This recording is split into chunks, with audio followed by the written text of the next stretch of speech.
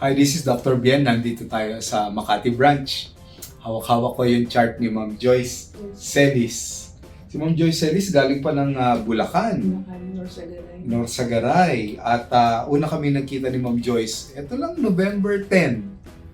At kasama ni Ma'am Joyce, si Kevin, na nakita yung clinic natin sa Facebook. Yes, Doc. O sige, kwentuhan mo nga kami. Bakit ka nagpunta? Actually, Doc, Ba't hinanap mo kami? hinanap talaga po kayo ng anak ko kasi at that time, ilang years na po tumukol ko sa clinic.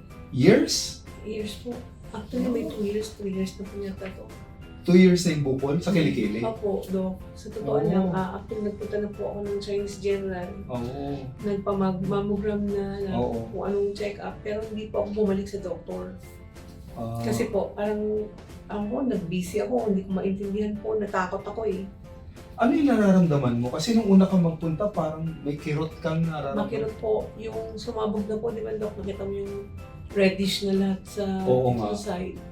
Talagang yung buong likod ko, at that time, yung Friday na yun, makirot, umiiyak na po ako, sabi ko sa anak ko, parang may pongkan sa kilikili ko. Malaki po eh, dalawa, no? Yes. Parang ponkan kalaki. Opo. Sa kilikili, tapos Hindi na po, namamaga. hindi na may close yung Oo, nakaganon ka. Opo. Tapos meron kang parang towel na nakalagay dito. Opo, kasi wala po akong suot na Underwear. Dahil talaga, Hindi na makapag-bra kasi. Hindi na po. And ang isip ko, sabi ko, bahala na kung saan ako dalhin. Ayoko sa hospital, ayoko ma-operate. Yun ang gusto nila. Operahan sana. Opo, yung, syempre, family relatives, gusto nila yung best cure mo, kung Opo. best way.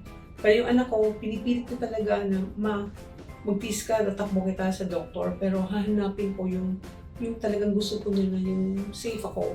Okay. So, hinanap niya po yan, Dr. Bien. Hindi sabi niya, Mama, punta na tayo dito. Nagmamadali po kami dahil nahabol po namin yung Oras. clinic time. Opo. Bukas, punta tayo dito sa Dr. Bien Opo. na nakita nga po na merong office, may clinic hours ng Saturday yun, di ba, ma'am? Saturday, sabi niya, punta na tayo dito. Saturday is sukat day ko yun eh. Hindi po, parang saan po kami napunta? Basta po dito nga agad. Dito, kasi Opo, Wednesday and Friday dito. Opo, dito po talaga agad. Oo. Thursday kami bumaba, yes. Thursday pala yun, tapos Friday kami nandito. Ayun. Tapos yun na nga po, sabi niya sa akin, Ma, huwag ka nang matakot. Sabi niya gano'n, maayos ka. So dito na po kami, nag-wait. Oo nga. At dumating. Di ba, Dok, wala na. Nakita mo naman pagkakita ko sa inyo.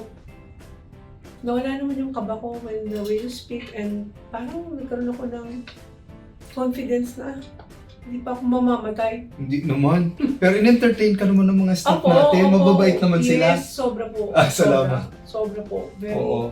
Very talagang pagkakita ko sa inyo, di ba hindi na po ako nagdalawang isip na yung sabi niyo maghubad. Hubad. Hubad. Hubad talaga. Tapos Ako kanina, na po. hubad uli. Pero kanina, nung naghubad ka, okay na eh, no? Yes, Doc. Ang laki nang nawala sa Parang kirot. actually, parang po yung miracle, Doc. Ala. That's true. It comes from my heart. Kasi sabi ko, Lord, para po akong tanga na when I went home, tapos binigyan nila ako lahat ng medicine ko, tapos nagdaan po nawala. Yung kirot, yung pain, lahat. I'm not speaking for anything. Yung sinasabi ko yung katotohanan. Hindi ko maitaas kasi right. Nakaswero ka eh. Tatlo, apo po yung ako ko.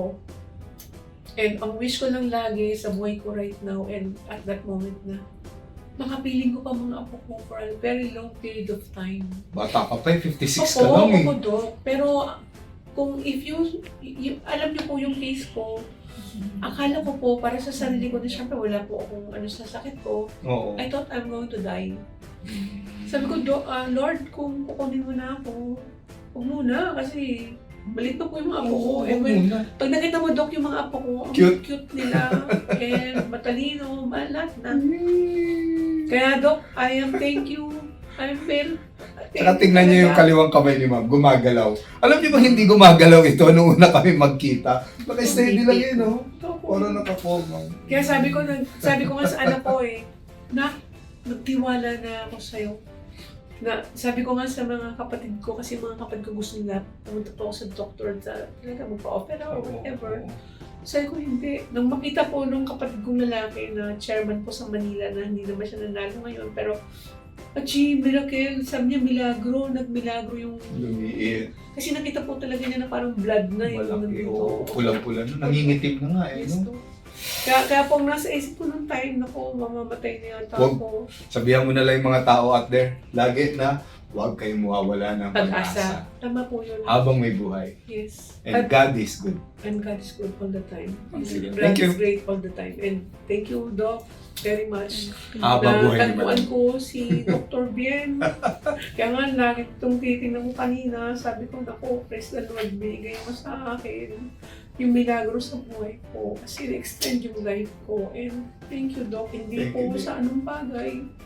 Salamat po. Talagang totoo po sa buhay ko to. Kaya nga, nandun ako kanina sa may Ersaw, nag-wait po kami. Sabi ko, nandun kami kay Doc, napaka-milagro nitong ginawa sa akin. Kaya, praise the Lord, Doc. Thank you po. Thank you. Thank you. Okay, thanks. Thank you po, Doc, ha? Pero huwag kang maano naiyak po. Oh, mamiyak ko. Enough na. Okay?